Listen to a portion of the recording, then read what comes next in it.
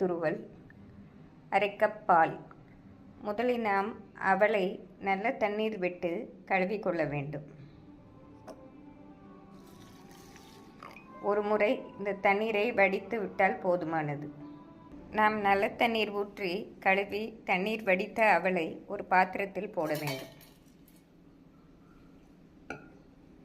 அவலை போட்டவுடன் அதனுடன் எடுத்து வைத்த ஜீனியை போட வேண்டும். ஜீனி அவரவர் விருப்பத்திற்கேற்றவாறு போட்டுக்கொள்ளலாம். பின்னர் அரை கப் தேங்காய் துருவலையும் போட வேண்டும்.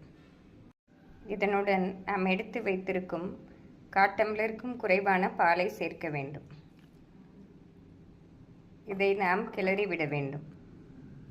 இதை கிளறி விட்டு நாம் ஒரு 5 நிமிடம் ஊற வைத்தால் போதுமானது. சுவையான சிகப்பரிசி அவல் ரெடி. இது குழந்தைகளும் விரும்பி சாப்பிடுவார்கள். இது உடம்பிற்கு மிக ஆரோக்கியம்.